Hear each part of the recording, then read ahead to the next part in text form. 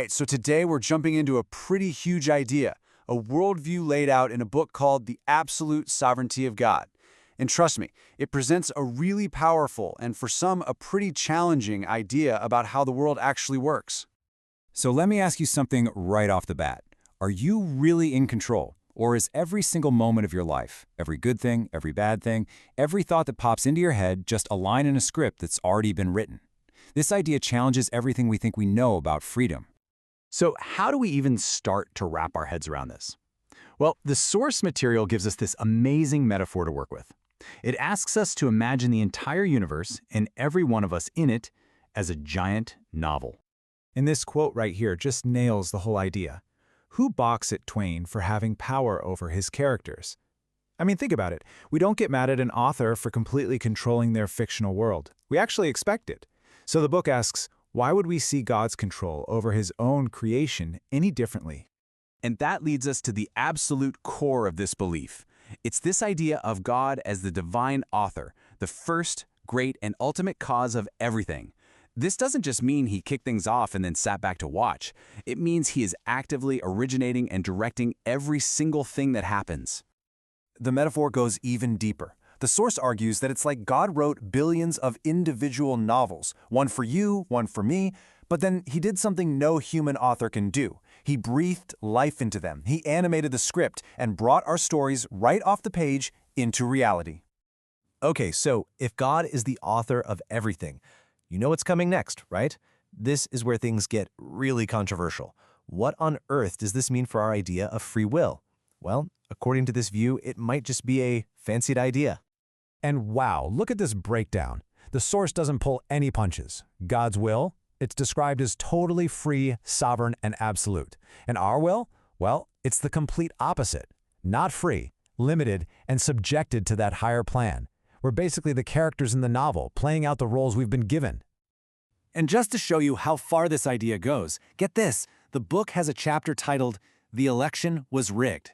Now hold on, it's not talking about what you think it's talking about. It's making a much, much bigger point about power itself.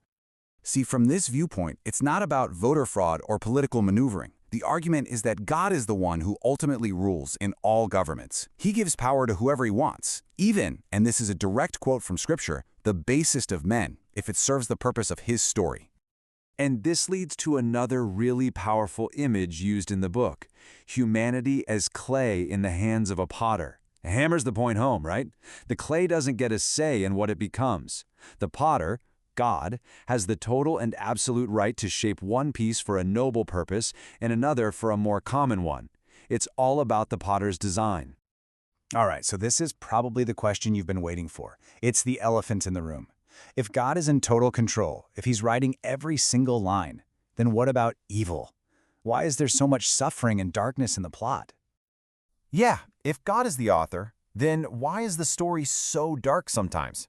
It's a huge question, and this worldview tackles it head-on. And the book's answer is, well, pretty shocking. It points right to verses like this one from Isaiah, which says, I form the light and create darkness. I make peace and create evil. So according to this worldview, God isn't just allowing evil, he's claiming authorship of it. So wait a minute, how does that even work? How can God say don't do this, but also be the one creating the thing he just forbade? The book explains this by drawing a line between two different things, God's revealed will and his ultimate intention. The revealed will is what he commands us to do, but the ultimate intention is the secret, bigger plan he's working out. And the classic example they use is Pharaoh. Okay, so let's break it down.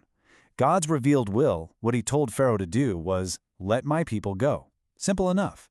But his ultimate intention, his secret plan, was to put his power on full display for the whole world to see. So what did he do? The script says God hardened Pharaoh's heart so he'd say no. Pharaoh's evil act of defiance was actually a necessary plot point to set up the whole spectacular exit from Egypt. It was written into the story to achieve the ultimate goal. So with all this drama, all these heroes and villains just playing their parts, where is this whole epic story going? What's the grand finale? What's the final chapter look like? And this is where the story takes a turn that you might not expect. After all this talk about absolute control and even creating evil, you'd think the end would be about harsh judgment and punishment, right? Nope. The book argues the final act is universal reconciliation. Everyone, every single character is brought back into harmony with the author. So in the end, the claim is that all of humanity will be saved. Every person will be brought back to life, or vivified. Everything and everyone will be reconciled to God until He is, as they say, all in all. It's a total, complete restoration. No one gets left out of the final curtain call. So that's the worldview. And it leaves us with this one giant question to chew on. What if it's true? What does it actually mean to look at your own life, your best days and your absolute worst moments, and see them not as your choices or random chance, but as perfectly written lines in a divine script that's already finished?